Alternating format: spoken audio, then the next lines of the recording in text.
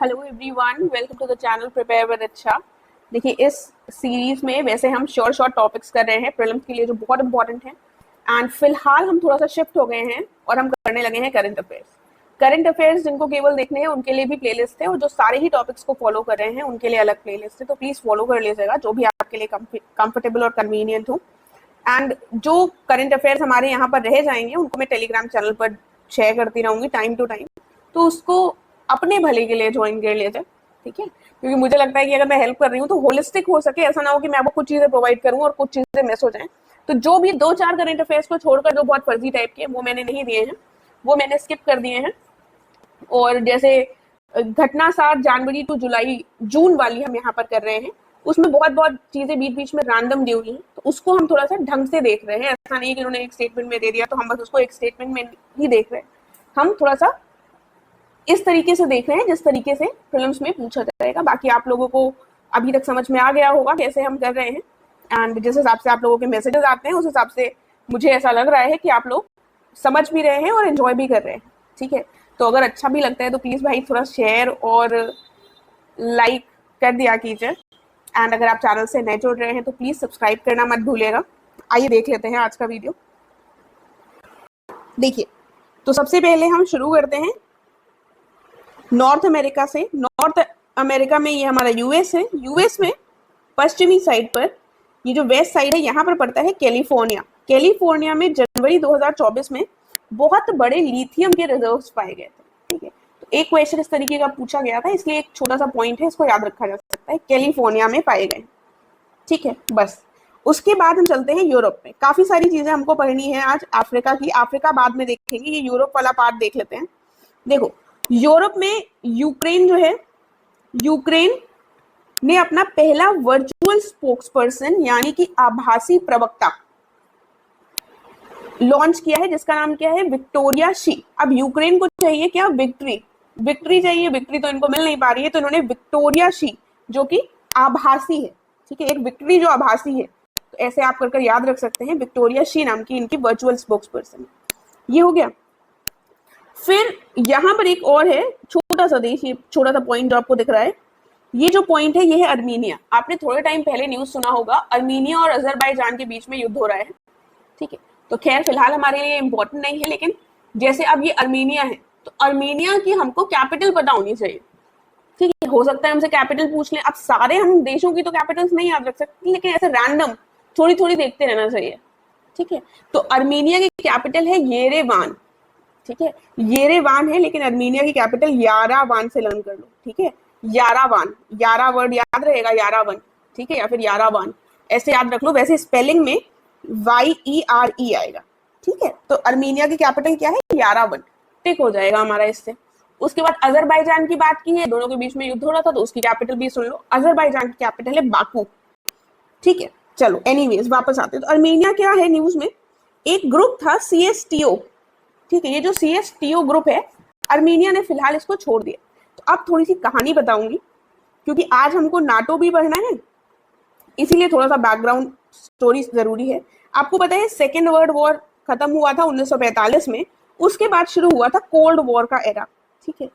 Normal सी बात है, सबको पता है। कोल्ड वॉर हुआ किसके बीच में था, एक था हमारा रशिया, दूसरे थे हमारे US, ठीक है। इन दोनों लोगों के बीच में कोल्ड वॉर शुरू हुआ था। कोल्ड वॉर मतलब डायरेक्टली लड़ाई नहीं कर रहे थे, कि जो मिलिट्री थी वो आमने सामने नहीं थी, लेकिन एक से बढ़कर एक कोशिश कर रहे थे अपने आप को प्रूव करने की कि हम सुपीरियर। कोई स्पेस में मिशन भेज रहा है तो दूसरे ने भी जल्दी से स्पेस में मिशन भेजा। किसी ने न्यूक्लियर पावर गेन करी तो उन्होंने और अच्छे से न्यूक्लियर पावर गेन करी, ठीक है। इस तरीके से अपने आप की सुपीरियोरिटी प्रूव करने का एक तरीके से चल रहा था, कोई आमने सामने का युद्ध नहीं था, ठीक है। उस समय पर 1949 में क्या हुआ, 1949 में नाटो अस्तित्व में आता है, नॉर्थ अटलांटिक ट्रीटी ऑर्गेनाइजेशन, ठीक है। नाटो बहुत न्यूज में रहता है, अभी भी एक न्यूज है उससे संबंधित, वो हम पढ़ेंगे। ये बेसिकली था क्या, नाटो ये था एक मिलिट्री ग्रुप थी, जिसको हेड कौन कर रहा था, US। तो नाटो को जिसने भी ज्वाइन किया उसमें ये कहा गया कि अगर इनमें से कोई भी देश पर रशिया हमला करता है, उस समय पर रशिया नहीं था, USSR था, ठीक है। तो ये मतलब ये समझ जाइएगा। तो USSR अगर हम में से किसी पर भी हमला करेंगे तो हम मानेंगे कि एक पर नहीं सभी पर हमला है, ठीक है। तो जब US ने कर लिया, बना लिया नाटो, तो अब रशिया को भी बनाना था। तो रशिया ने कहा हम कैसे पीछे रह सकते हैं, हमको भी कुछ बनाना है। तो रशिया ने भी एक किया वॉरसॉ पैक्ट। क्या किया? Warsaw pact. ठीक है, ये वॉरसॉ पैक्ट सिमिलर लाइंस में था। एक डिफेंस ट्रीटी थी, मिलिट्री ट्रीटी, कि अगर हम पर हमला, एक पर हमला, सब पर हमला। ठीक है, ऐसा इन्होंने एक पैक्ट कर लिया। उसके बाद आता है 1991। 1991 आया और यूएसएसआर का क्या हो गया? डिसइंटीग्रेशन। ठीक है, यानी कि जो यूएसएसआर था अब वो समाप्त हो गया था और वो बढ़ गया था कितने देशों में? जहां तक मैं रिकॉल कर पा रही हूँ 15 हो गए थे शायद। ठीक है, विघटन हो गया था यूएसएसआर का, और उसमें सबसे बड़ा कौन था? रशिया। ठीक है, तो ये विघटन के साथ वॉरसॉ पैक्ट भी समाप्त हो गया। ठीक है, वॉरसॉ पैक्ट इनका जो था समाप्त हो गया। लेकिन फिर 1992 में 1992 आता है और एक इन्होंने कहा नहीं, वॉरसॉ पैक्ट खत्म हो गया, लेकिन ऐसा भी नहीं है कि एकदम ही बैठ जाएं, कुछ तो करने की जरूरत है। तो हम एक अपना दूसरा सिक्योरिटी के लिए ट्रीटी करते हैं, जिसका नाम क्या था? CSTO, यानी कि कलेक्टिव सिक्योरिटी ट्रीटी ऑर्गेनाइजेशन, जो कब अस्तित्व में आई? 1992 में। ठीक है, तो ये अब याद रहेगा, ये 1992 में साइन हुई थी और ये इफेक्ट में आई है बेसिकली 2002 में। 2002 में इफेक्ट में आई है और 1992 में इसको साइन किया गया था। याद रखिएगा, इस स्टोरी से आपको लर्न नहीं करना पड़ेगा, बात समझ में आ गई होगी।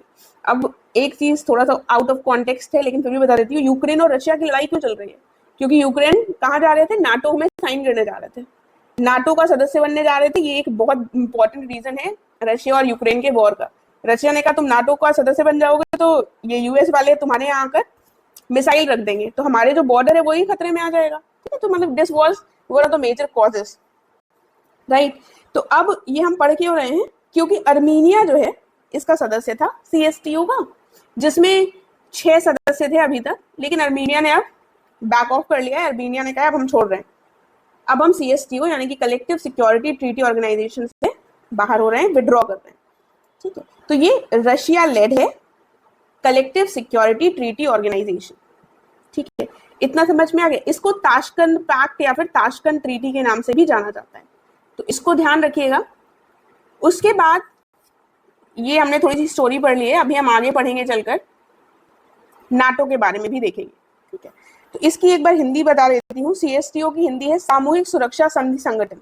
सामूहिक सुरक्षा संधि संगठन। ठीक है, अर्मीनिया ने इसको, अर्मीनिया के जो अरमान थे अब खत्म हो गए हैं, तो उसने कहा बस हमारा हो गया, हम जा रहे हैं। ठीक है, तो ये अर्मीनिया ने छोड़ दिया। एक रशिया की न्यूज ये है कि ओलेग कोनेन्को जो एस्ट्रोनॉट है, इन्होंने सर्वाधिक समय जो है अभी तक के एस्ट्रोनॉट्स में सबसे ज्यादा 1000 दिन गुजारे हैं स्पेस में।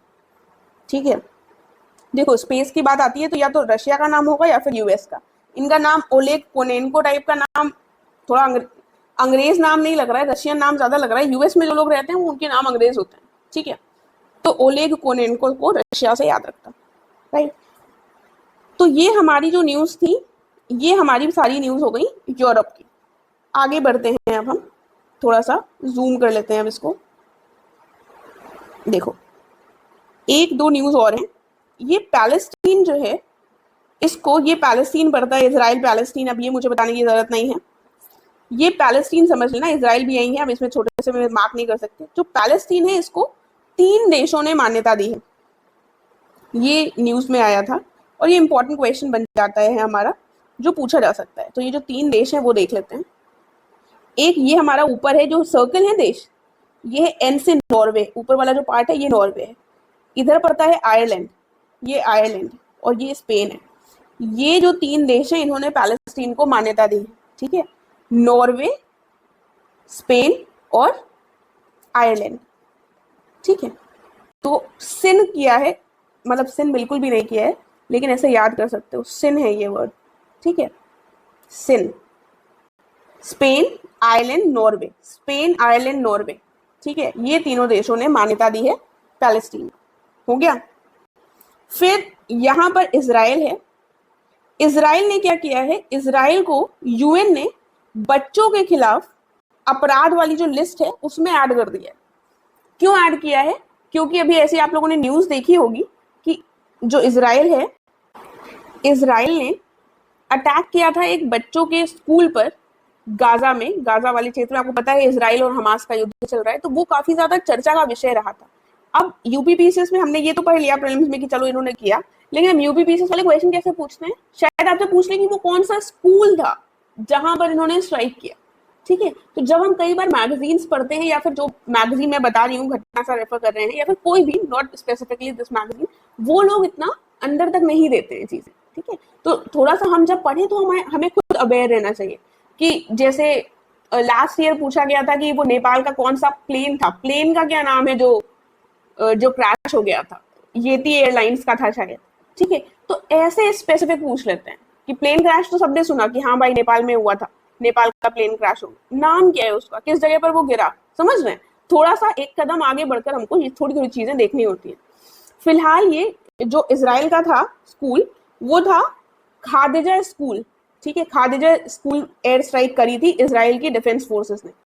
ठीक है, खादिजा तभी यूएन ने इसको क्या कर दिया, उसके बाद से भी ये लगातार बच्चों पर, गाजा में बच्चों पर हमला करता जा रहा है, तो जिसकी वजह से यूएन ने बच्चों के खिलाफ अपराध की लिस्ट में इसको ऐड कर दिया। ठीक है, अब हम आ जाते हैं अफ्रीका के जो न्यूज है उन पर। देखिए, ये पड़ता है यहाँ पर घाना। घाना में क्या किया है, रिलायंस ने 5G टेलीकॉम इंडस्ट्री स्थापित की है घाना में।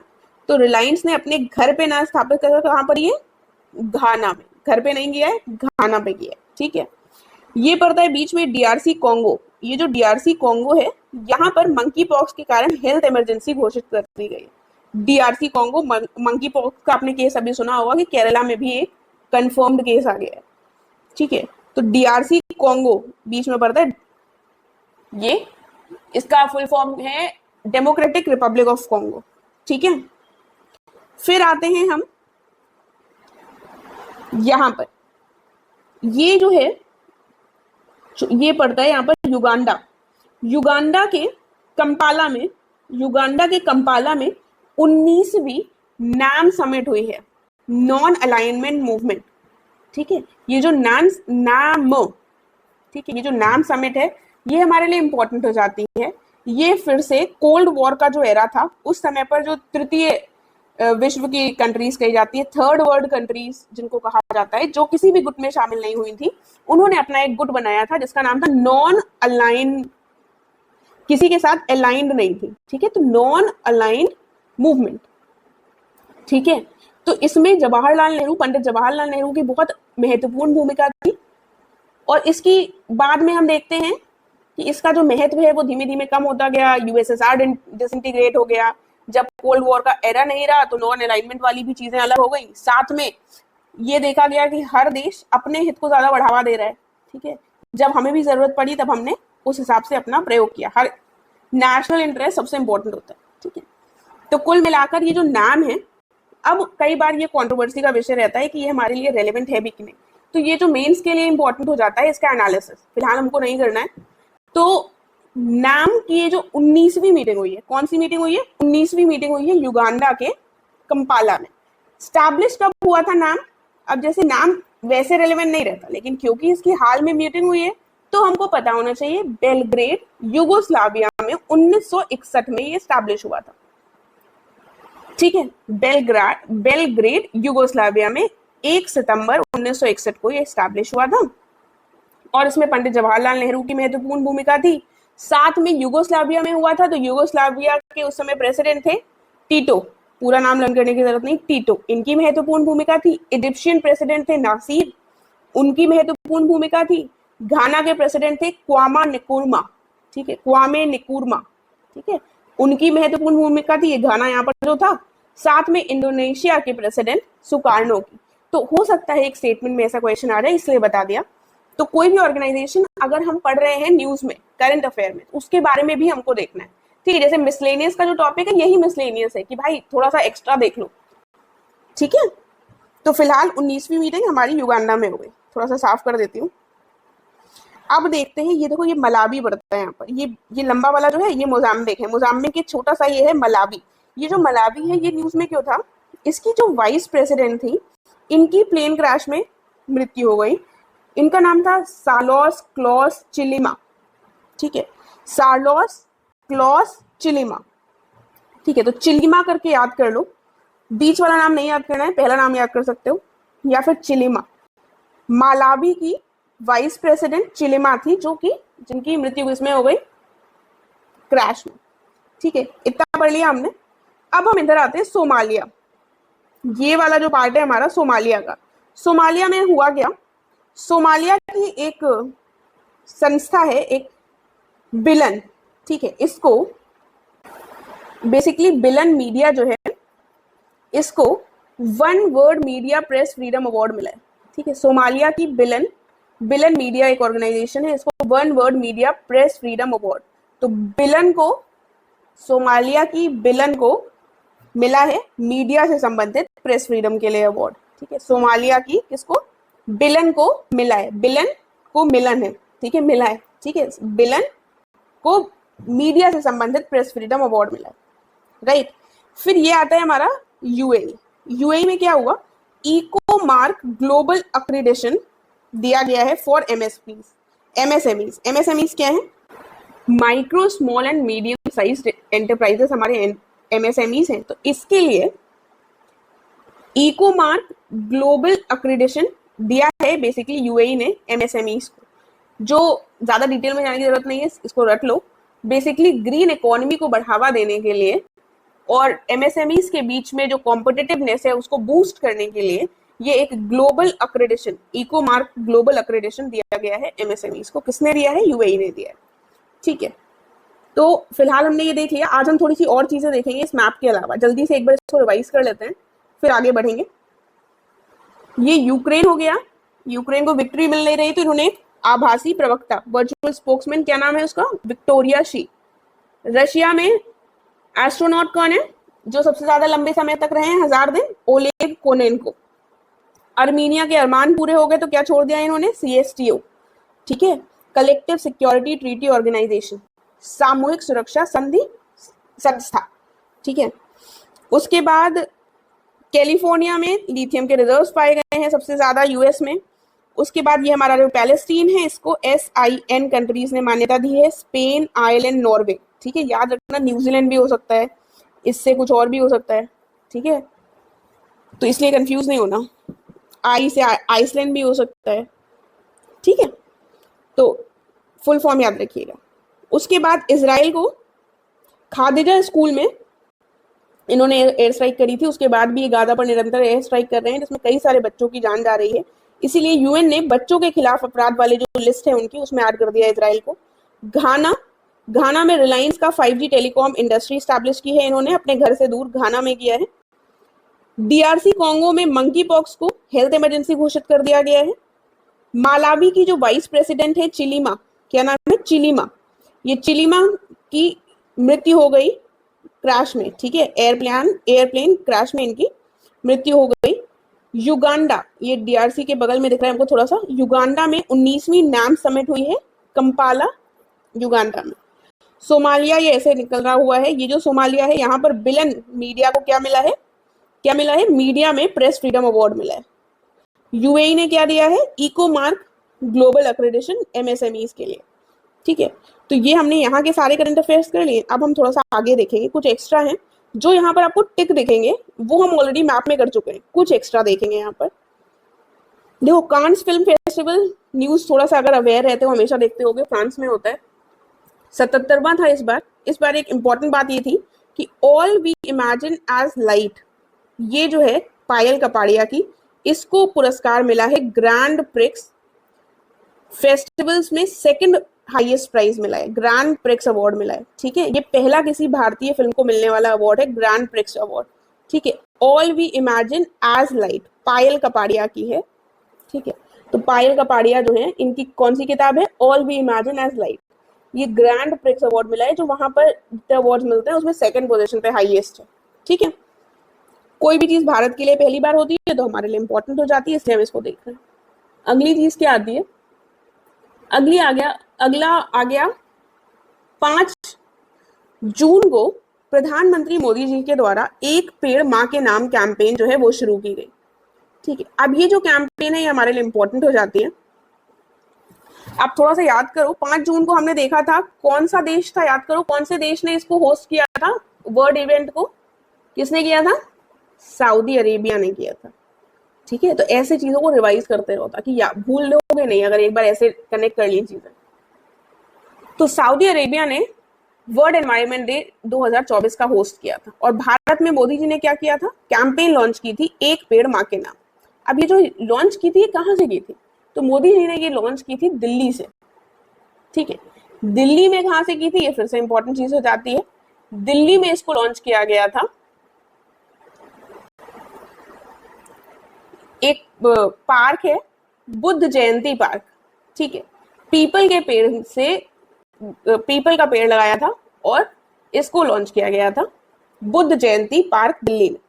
ठीक है, प्लांट कौन सी ट्री करी थी मोदी जी ने, ये भी ध्यान रखना, ये भी क्वेश्चन पूछा जा सकता है। पीपल का पेड़ बुद्ध जयंती पार्क में दिल्ली में लगाया था मोदी जी ने और इस कैंपेन की शुरुआत की थी 5 जून 2024 को।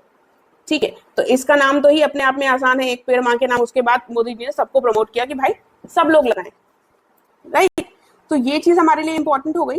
साथ में अब जब 5 जून हम पढ़ ही रहे हैं तो थोड़ा सा देख ले, वर्ल्ड एनवायरनमेंट डे किस लिए मनाया जाता है, क्योंकि इसी दिन 1972 में स्टॉकहोम में कॉन्फ्रेंस हुई थी। ठीक है, और उसके बाद इस बार की थीम क्या थी, इस बार की थीम थी हमारी लैंड रिस्टोरेशन एंड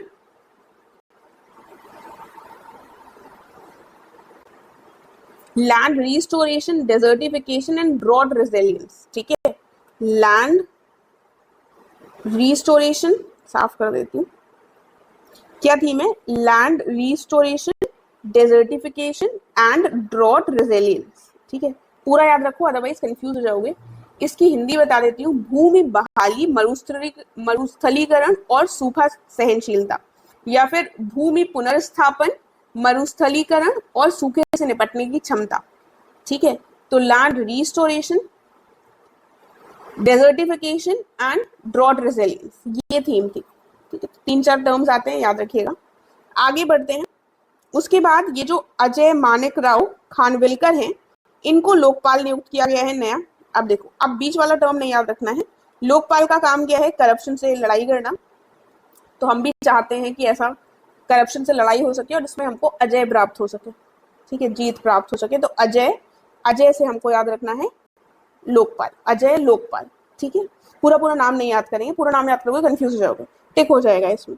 उसके बाद अब ये एक स्टेटस ऑफ लेपर्ड्स यानी कि तेंदुआ से संबंधित एक रिपोर्ट है, मार्च 2024 में आई थी। 2018 से अगर 2022 के बीच में देखें तो तेंदुओं की जो संख्या है उसमें 8% की बढ़ोतरी देखी गई है। कितने प्रतिशत की, 8% की। लगभग 65% जो तेंदुए हैं ये प्रोटेक्टेड एरियाज से बाहर हैं। शिवालिक में जो प्रोटेक्टेड एरियाज हैं उनसे बाहर रहती है 65% इनकी जनसंख्या। ठीक है, अगर इनकी देखी जाए जनसंख्या तो जो मध्य भारत है वहां पर ये इनकी जनसंख्या स्टेबल है या फिर उसमें थोड़ा सा ग्रोथ देखने को मिली है। जबकि शिवालिक वाले क्षेत्र, शिवालिक हिल्स, ये हमारा भारत है। ठीक है, बहुत ही बकवास बन गया है। ये शिवालिक हिल्स और ये गंगा वाला प्लेन जो है, यहाँ पर हम देखते हैं कि थोड़ा सा इनकी उसमें गिरावट देखने को मिली है। ठीक है, उसके बाद सबसे ज्यादा कहाँ पर है, तो जहां पर सबसे ज्यादा पेड़ हैं, फॉरेस्ट हैं, वहीं पर सबसे ज्यादा तेंदुए हैं। कहाँ पर, मध्य प्रदेश में। 3 तो हमें पता होने चाहिए, टॉप 3। तो टॉप 3 कौन हो जाएंगे, मध्य प्रदेश, महाराष्ट्र और कर्नाटका। मध्य प्रदेश, महाराष्ट्र और कर्नाटका। यहाँ हो गया मध्य प्रदेश, यहाँ हो गया महाराष्ट्र, और महाराष्ट्र के जस्ट नीचे हो गया कर्नाटका। तो मध्य प्रदेश, महाराष्ट्र और कर्नाटका, मध्य प्रदेश, महाराष्ट्र और कर्नाटका। तेंदुए याद रखो, लेपर्ड थोड़ा सा फैंसी हो जाता है और हम कंफ्यूज हो जाएंगे। तेंदुए, मध्य प्रदेश, महाराष्ट्र और कर्नाटका, 3 बार बोल लो, याद हो जाएगा। देन अब यहाँ पर तो हमने देख लिया कि सबसे ज्यादा है इनकी पॉपुलेशन, लेकिन ओडिशा और उत्तराखंड में इनकी जनसंख्या में हमको गिरावट देखने को मिली है। कहाँ पर, ओडिशा और उत्तराखंड में। ठीक है, तो तेंदुए कहाँ पर कम हो गए, ओडिशा और उत्तराखंड में। ठीक है, ये हमने स्टेटस ऑफ लेपर्ड्स देख लिया। आगे बढ़ते हैं, ये आ गया हमारा international solar alliance. International solar alliance 2015 में बना था। भारत के प्रधानमंत्री मोदी जी और फ्रांस के जो प्रेसिडेंट थे, मैक्रोन थे उस समय भी मेरे ख्याल से, उनके प्रयासों के परिणाम स्वरूप 2015 में इंटरनेशनल सोलर अलायंस अस्तित्व में आता है। इसका हेडक्वार्टर जो है वो गुड़गांव में है। ठीक है, भारत ने इसमें महत्वपूर्ण भूमिका निभाई है, तो इसका हेडक्वार्टर गुड़गांव में है। इसमें 99वां जो बना है सदस्य, वो कौन बना है? स्पेन। 100वां सदस्य बना है पैराग्वे। 101वां बना है नेपाल। ठीक है, 101वां कौन बना है? नेपाल। इसको कैसे याद रखेंगे अब? SPN। ठीक है, ऊपर हमने सिंध देखा था। सिंध में क्या था? पैलेस्टीन को मान्यता दी थी स्पेन ने, आयरलैंड ने और नॉर्वे ने। यहाँ पर भी एन है, लेकिन यहाँ पर हमारा पड़ोसी है नेपाल। 101 रुपए दिए जाते हैं हमारे यहाँ, तो 101 हम अपने पड़ोसी को रैंक दे रहे हैं। ठीक है, 101 पे नेपाल है। 100वें पे है पैराग्वे, साउथ अमेरिका चलेगा एकदम से। और 99वां कौन सा था? स्पेन। ठीक है, तो SPN ये जो है ये हमारा ISA के सदस्य हो गए। फिर एक छोटा सा पॉइंट है, जेनेवा स्विट्जरलैंड में इंटरनेशनल लेबर कॉन्फ्रेंस हुई है। कहाँ पर हुई है? इंटरनेशनल लेबर कॉन्फ्रेंस हुई है जेनेवा स्विट्जरलैंड में। ठीक है, तो ये जो छोटे छोटे पॉइंट्स हैं इनको भी याद रखना है हमें। ऐसा नहीं है कि हम इनको इग्नोर कर देंगे, ये स्टेटमेंट्स आ जाते हैं। और जैसे आप लोगों ने पूछा था कि हम सिर्फ वन लाइनर्स कर रहे हैं, तो आपको समझ में आ रहा होगा कि हम सिर्फ वन लाइनर्स नहीं कर रहे हैं, जो भी उसके आसपास की इंपॉर्टेंट चीजें हैं वो मेरा प्रयास है कवर करने का। फिलहाल इसकी हिंदी भी देख लेते हैं। अंतरराष्ट्रीय श्रम सम्मेलन जो है ये कहाँ पर हुआ? जेनेवा में।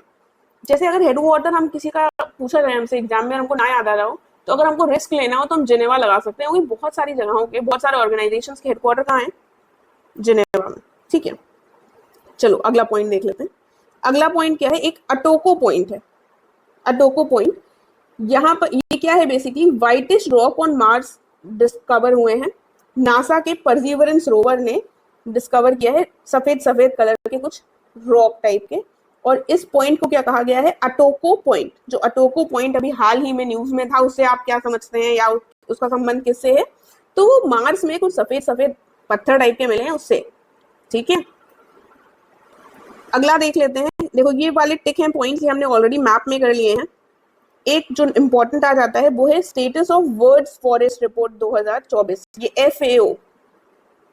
FAO के द्वारा इसको किया जाता है प्रकाशित। तो ये हमारे लिए इंपॉर्टेंट हो जाती है। ऊपर जो हमने देखा है वो हमने क्या देखा था? लेपर्ड्स देखे थे, तेंदुए। ये FAO है, फूड एंड एग्रीकल्चर ऑर्गेनाइजेशन। ठीक है, फूड एंड एग्रीकल्चर ऑर्गेनाइजेशन है, और इसको और जो हमें वो देखने को मिलता है हेडक्वार्टर वो है रोम। FAO का कहाँ है? रोम में। ठीक है, खाद्य एवं कृषि संगठन के द्वारा इसको जारी किया गया है। इसमें एक इंपॉर्टेंट बात यह है कि डिफॉरेस्टेशन में हमें कमी देखने को मिली है। अब डिफॉरेस्टेशन क्या हुआ? जो हम सबसे ज्यादा कहते रहते हैं कि डिफॉरेस्टेशन एक समस्या है, तो पेड़ लगाओ पेड़ लगाओ। तो जो वनों की कटाई हम देख रहे थे, ठीक है, वनोन्मूलन जिसको कहा जाएगा, डिफॉरेस्टेशन की हिंदी हुई वनोन्मूलन। वनों का उन्मूलन जो देख रहे थे उसके रेट में कमी देखने को मिली है। ठीक है, अब हम थोड़े से जागरूक हो गए हैं, थोड़े से मेच्योर हो गए हैं, तो अब हम क्या कर रहे हैं? थोड़ा सा कम काट रहे हैं, उसकी जो रेट है वो हमने कम कर दिया है। ग्लोबल फॉरेस्ट एरिया 54% इन 5 देशों में। वो देश कौन कौन से हैं? रशिया, ब्राजील, कनाडा, US और चाइना। ठीक है, रशिया, ब्राजील, कनाडा और US और China. Russia, Brazil, RB, can, U, China.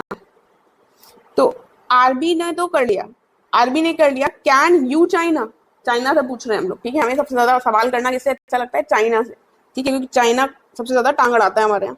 तो RB, Russia, Brazil, can, Russia, Brazil, उसके बाद कैन यू चाइना। फॉरेस्ट की बात हो रही है, तो रशिया, ब्राजील ने तो अपना कर लिया है। कैन यू चाइना तुम कर पा रहे हो? ठीक है, तो ये हमारा सीक्वेंस हो जाएगा RB, कैन यू चाइना। अब देखो CC कर देती तो वो बहुत कंफ्यूजन हो जाता कनाडा और चाइना में, इसीलिए इसको कैन यू से USA ही हो जाएगा अपना, और फिर China. RB, can you China, 5 बार बोलो याद हो जाएगा। RB, can you China. ठीक है, ये हमारा सीक्वेंस है वर्ल्ड फॉरेस्ट रिपोर्ट के हिसाब से फॉरेस्ट एरिया का। ठीक है, उसके बाद अगला क्या है? 10 कंट्रीज जिन्होंने रिकॉर्ड किया है एनुअल गेन फॉरेस्ट में, फॉरेस्ट एरिया में 2020 में, वो कौन से हैं? उसमें इंडिया और चाइना का नाम आता है। तो भारत अगर इतना एक पेड़ माँ के नाम लगा रहे हैं तो वहां पर कुछ हमें उसका देखने को मिल रहा है परिणाम। तो भारत और चाइना उन 10 देशों में है जिनमें रिकॉर्ड किए गए हैं वार्षिक वृद्धि फॉरेस्ट एरिया में, ठीक है, यानी कि जो ये वन का क्षेत्रफल है इसमें वार्षिक वृद्धि देखी गई है 10 देशों में, जिसमें भारत और चाइना आते हैं। भारत को अगर देखें तो 2010 से 20 के बीच में भारत की रैंक 3 है फॉरेस्ट एरिया गेन करने में, यानी कि वनों में क्षेत्रफल में वृद्धि में जो 10 देश हैं इसमें तो भारत है ही, साथ में अगर 2010 से 2020 का पीरियड देखें तो उसमें भारत की तीसरी रैंक है। कौन सी रैंक है? तीसरी रैंक है। 2015 से 21 में सर्वाधिक प्रभावित पशु और पौधा कौन सा रहा है इस टाइम पीरियड में? तो पशु रहा है गेंडा और पौधा कौन सा रहा है? देवदार, ठीक है। तो गेंडा, देवदार, ठीक है, गेंडा और देवदार ये दोनों सबसे ज्यादा प्रभावित रहे हैं 2015 से 21 के बीच में। मुझे पता है बहुत सारा डेटा हो गया होगा, लेकिन थोड़ा सा फिर से एक बार वीडियो देख लेना, सिंक इन हो जाएगा, याद हो जाएंगी चीजें। देन आगे बढ़ते हैं, ये हमने ऑलरेडी कर ली हैं चीजें। अब आता है एक स्क्वाड, ठीक है, स्क्वाड बोलेंगे या स्क्वाड बोलेंगे। देखो जो इंडो पैसिफिक रीजन है, इंडो पैसिफिक है क्या? ये हमारा भारत है, ये पूरा इधर जाकर ये पूरा इधर चाइना वाइना पूरा ये हमारा इंडो पैसिफिक आ गया, ये इंडियन ओशियन पैसिफिक ओशियन पूरा मिलाकर इंडो पैसिफिक हो गया, ठीक है। तो इन्होंने क्या किया, अब ये जो यूएस वाले हैं, अब ये तो यहाँ बैठे हुए हैं, इनको लेकिन रहती है कि भाई इंडो पैसिफिक में हमारा कहीं दबदबा कम ना हो जाए, चाइना कहीं ज्यादा बड़ा ना हो जाए, तो कुछ ना कुछ इनको खुरपेश करते रहे। तो ये थोड़े थोड़े ऑर्गेनाइजेशन बनाते रहते हैं, कुछ कंट्री के साथ मिलकर गुट बनाते रहते हैं ताकि अपनी प्रेजेंस को यहाँ पर रखे रहे। तो इन्होंने 2017 में बनाया था क्वाड। क्वाड आप लोगों को पता होगा, अभी मोदी जी यूएस जाएंगे तो एक क्वाड की मीटिंग भी होगी। क्वाड का मतलब क्या होता है? क्वाड्रिलेटरल शब्द से, क्वाड्रिलेटरल शब्द से ही एक क्वाड बना है, ठीक है। 2017 में बना था, लेकिन इसकी सबसे पहले जो परिकल्पना की गई थी, सबसे पहले इसके बारे में सोचा गया था 2007 में। 7 में सोचा किसने था?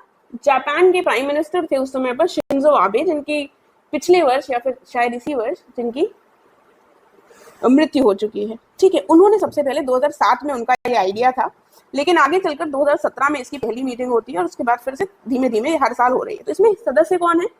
यूएस, जापान, ऑस्ट्रेलिया और इंडिया, ठीक है।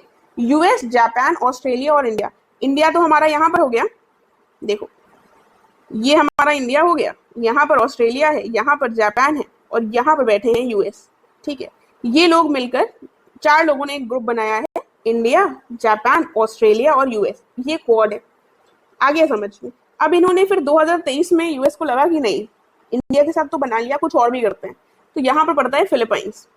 तो इन्होंने जापान, फिलीपाइंस और ऑस्ट्रेलिया के साथ मिलकर यूएस ने एक ग्रुप बनाया जिसमें इंडिया नहीं है, केवल फिलीपाइंस कर दिया है इन्होंने इंडिया की जगह, और उसका नाम स्क्वाड हो गया है, ठीक है। ये भी 4 ही लोगों का है, ठीक है। तो ये 3 लोग हैं प्लस फिलीपाइंस है इसमें। तो बेसिकली इसका मकसद क्या है? जो इंडो पैसिफिक रीजन का ही पार्ट है, साउथ चाइना सी वाला, यहाँ पर चाइना के बगल वाला जो रीजन है उस पर अपना दबदबा बनाए रखना, ठीक है। तभी इन्होंने फिलीपाइंस के साथ ये स्क्वाड ग्रुप बनाया। इसी तरह से इनका एक ऑकस भी है, ठीक है। ऑकस क्या है? ऑस्ट्रेलिया, यूके, यूएस, ठीक है। ये हो गया फिलहाल। उसके बाद देखो अब आ गया हमारा नाटो। नाटो के बारे में हमने अभी पहले बात की थी। तो नाटो मैंने बताया ना 1949 में स्थापित हुआ था। इसका 32वां सदस्य बन गया है स्वीडन।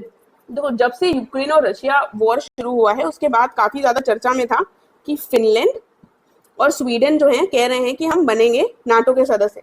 ये अभी तक नहीं थे, तो लेकिन रशिया कह रहा था नहीं तुम नहीं बनोगे, दादागिरी दिखा रहे थे रशिया। लेकिन पहले बन गया फिनलैंड, अब 32वां कौन बन गया है? स्वीडन। तो अब कुल मिलाकर ये दोनों सदस्यता इन्होंने ग्रहण कर ली है। एक और नाटो की न्यूज थी कि नाटो ने कहा है, नाटो के सदस्यों ने वो एक ड्रोन वॉल बनाएंगे, रशिया के पास एक ड्रोन वॉल स्थापित करेंगे, ठीक है। तो ये वाली न्यूज भी यहाँ पर खत्म हो गई हमारी। उसके बाद एक आता है कोलंबो प्रोसेस। अब ये जो कोलंबो प्रोसेस है ये 2003 में स्थापित हुआ था। ये अभी हमारे लिए करंट अफेयर्स में क्यों आ गया एकदम से कोलंबो प्रोसेस? इसका क्या महत्व है? इसका महत्व ये है कि भारत इसका पहली बार ऐसा हुआ है कि भारत इसका चेयरमैन बना है। अभी तक कभी ऐसा नहीं हुआ 2003 से इसके बनने के बाद कि भारत इसका कभी चेयरमैन बना हो।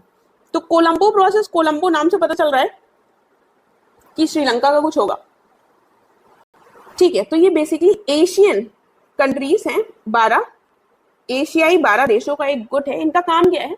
अब ये जो कंट्रीज हैं साउथ में और साउथ ईस्ट एशिया में, ये अपने माइग्रेंट वर्कर्स, ठीक है, जो ये बाहर भेजती है माइग्रेंट वर्कर्स, इनसे संबंधित बेस्ट प्रैक्टिसेस को आपस में शेयर करती हैं, ठीक है, क्योंकि ये लोग यहाँ से बहुत सारे लोग बाहर जाते हैं, ठीक है। तो माइग्रेंट वर्कर्स यानी कि जो प्रवासी श्रमिक इन देशों के द्वारा भेजे जाते हैं, उन्हीं से संबंधित यहाँ पर बेस्ट प्रैक्टिसेस आपस में शेयर होती हैं। 2003 में ये बना था, भारत इसका पहली बार चेयर बना है, इसलिए ये हमारे लिए इंपॉर्टेंट हो जाता है। 12 सदस्य हैं इसमें, और इसके किससे संबंधित है ये भी आपको पता चल गया। उसके बाद ये सारी चीजें हमने पढ़ ली हैं। एक पॉइंट ये बीच का है, first EV battery passport. First EV battery passport कौन सा है, किसने जारी किया है? वोल्वो कार्स ने जारी किया है, ठीक है। छोटा सा पॉइंट है, याद रख लेना। देखो मिस वर्ल्ड कंपटीशन, अब ये मिस वर्ल्ड वगैरह पूछ लेते हैं। तो मिस वर्ल्ड कंपटीशन में चेक रिपब्लिक की जो है, इनका नाम है क्रिस्टीना पिस्कोवा, ठीक है, क्रिस्टीना पिस्कोवा, ठीक है, क्रिस्टीना याद रख लेना, उत्तर से चल जाएगा।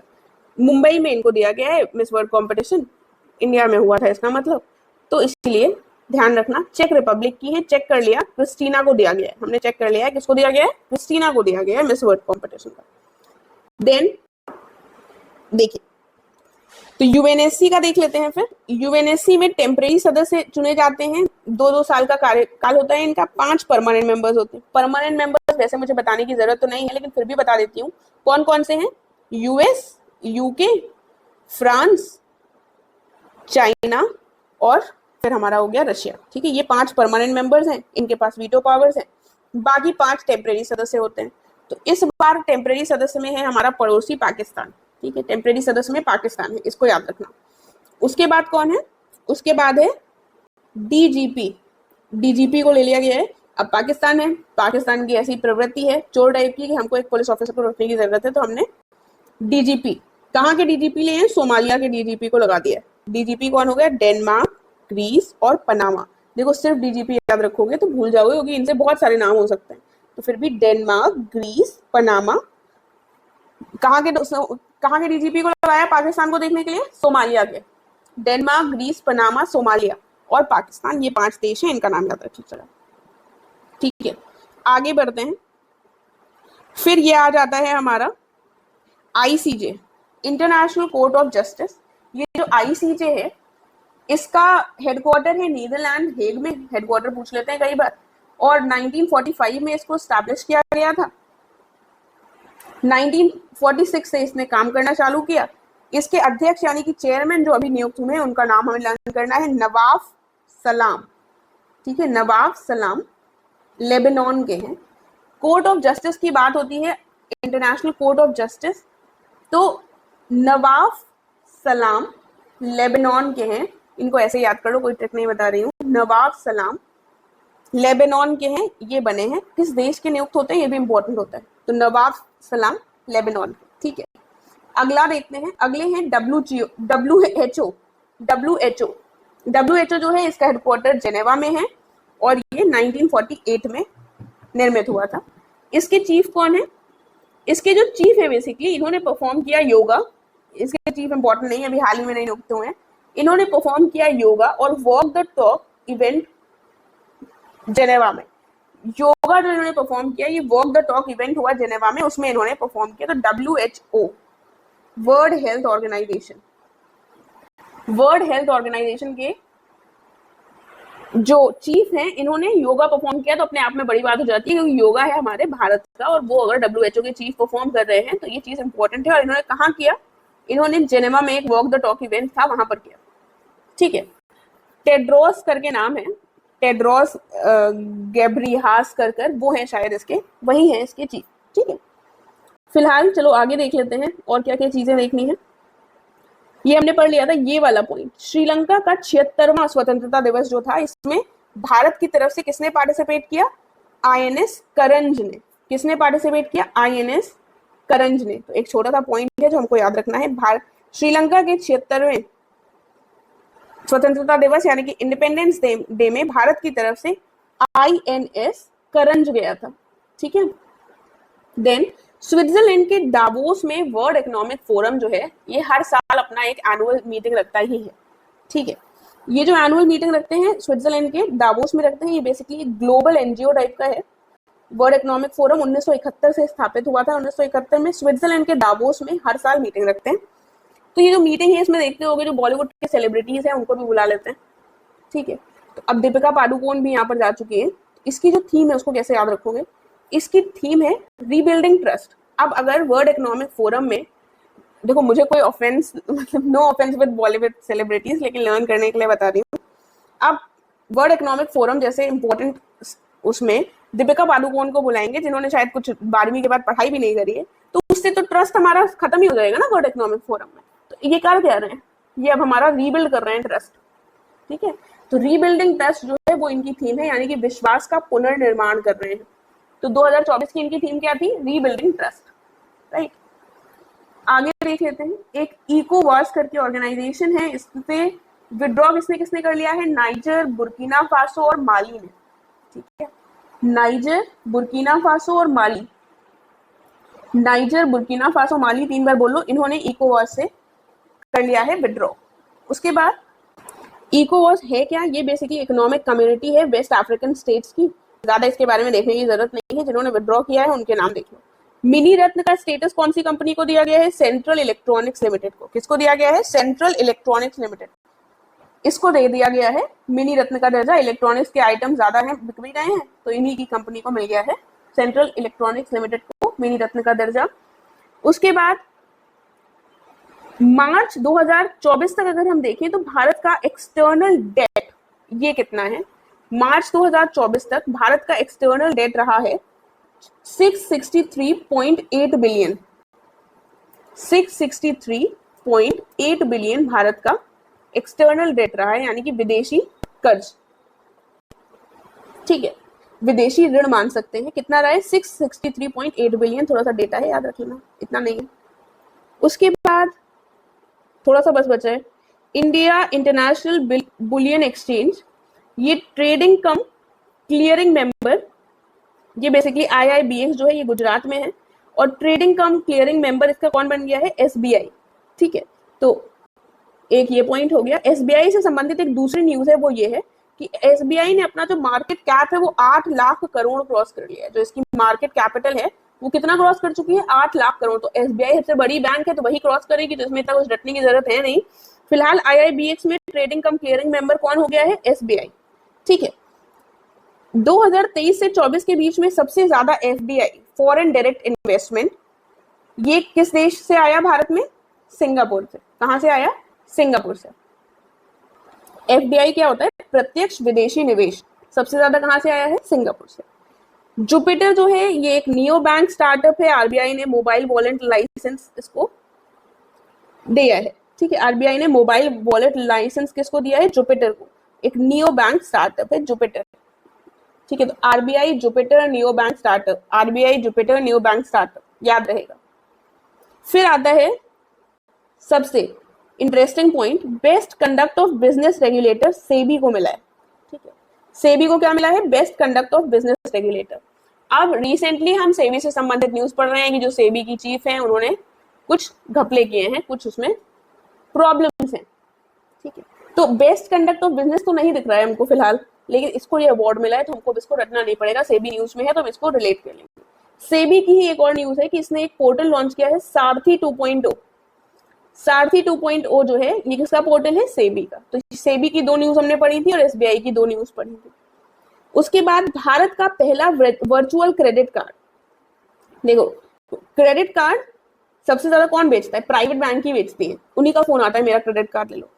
पब्लिक सेक्टर बैंक कम बेचती है। HDFC वाले प्राइवेट बैंक में सबसे ज्यादा आगे रहते हैं और इन्होंने पिक्सल नाम का वर्चुअल क्रेडिट कार्ड अपना निकाला है। भारत का पहला virtual credit card HDFC bank ने निकाला है, जिसका नाम क्या है, पिक्सल, ठीक है।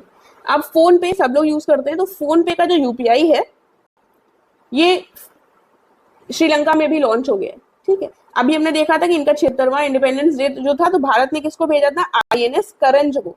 तो जब करंज गया था तो साथ में फोन पे ने अपना UPI भी दे दिया था कि जाओ श्रीलंका में स्टार्ट करवा दो, ठीक है। मतलब ये बकवास है, लर्न करने के लिए बता रही हूँ। उसके बाद आगे आते हैं, आरबीआई ने अप्रूव किया है 2.11 लाख करोड़ का डिविडेंड पे आउट यानी कि लाभांश सेंट्रल गवर्नमेंट को 2023-24 के लिए। तो थोड़े से इकोनॉमिक के करंट अफेयर्स हैं, इकोनॉमिक्स की याद रखिएगा। आरबीआई ने 2.11 लाख करोड़ 2.11 लाख करोड़ का डिविडेंड पे आउट लाभांश दिया है सेंट्रल गवर्नमेंट को 2023-24 के लिए। काफी ज्यादा कंट्रोवर्शियल भी था कि क्यों दे दिया एकदम से, ऐसा क्या क्राइटेरिया था कि इतना सारा पैसा सेंट्रल गवर्नमेंट को दिया गया। फिलहाल S&P ग्लोबल रेटिंग में इंडिया की जो रेटिंग है, इन्होंने देखो S और P, पहले क्या है S स्टेबल थी, फिर P क्या है पॉजिटिव, तो स्टेबल से क्या कर दिया पॉजिटिव, S&P ने क्या कर दिया स्टेबल से पॉजिटिव। तो इसमें कुछ ऐसा लर्न करना नहीं पड़ेगा। आगे आता है वर्ड माइग्रेशन, प्रवासन। माइग्रेशन की हिंदी क्या होती है प्रवासन रिपोर्ट, ठीक है। अब टॉप रेसिपिएंट ऑफ रेमिटेंसेस, जो प्रेषण आता है, जो पैसा आता है, जो लोग बाहर रहते हैं वो अपने रिलेटिव्स को देश में पैसा भेजते हैं कि नहीं, तो वो एक बहुत इंपॉर्टेंट स्रोत होता है। तो भारत में रेमिटेंसेस अगर देखोगे तो सबसे बड़ा रेमिटेंसेस को प्राप्त करने वाला देश हमेशा हर साल अक्सर भारत ही रहता है। तो इस बार भी टॉप रेसिपिएंट कौन रहा है, भारत रहा है। इसने लगभग 111.22 बिलियन डॉलर्स प्राप्त किया है पैसा, ठीक है, रेमिटेंस के रूप में। भारत का बिगेस्ट ट्रेडिंग पार्टनर 2023-24 में कौन रहा है, चाइना। चाइना की हम चाहे जितनी भी न्यूज सुन लें कि चाइना के साथ बॉर्डर में बवाल है, सब कुछ है, लेकिन जब ट्रेडिंग की बात आती है तो हमारा पार्टनर अभी भी टॉप पर कौन है, चाइना ही है। आरबीआई 100 टन से अधिक सोना वापस लाया है, कहां से, ब्रिटेन से। तो एक ये पॉइंट है, ब्रिटेन ही चुरा कर लेके आता तो ब्रिटेन से ही वापस लाएंगे। तो ये भी इसमें आसान है, लर्न नहीं करना पड़ेगा। तो ये हमारे हो गए हैं। अब इसको मैं रिवाइज नहीं कर पा रही हूँ वरना वीडियो बहुत लंबी हो जाएगी और आप लोग भाग जाएंगे, तो इसीलिए एक बार फिर से सुन लीजिएगा, सारे पॉइंट्स लर्न हो जाएंगे। इनकेस आपका कोई भी क्वेश्चन है, कोई भी डाउट है, तो आप कमेंट करके पूछ सकते हैं। टेलीग्राम चैनल को ज्वाइन कर लीजिएगा। एंड वीडियो अगर अच्छी लगी है तो प्लीज लाइक और शेयर करना मत भूलेगा। चैनल से नए जुड़े हैं तो जरूर सब्सक्राइब कर लीजिएगा। Thank you so much.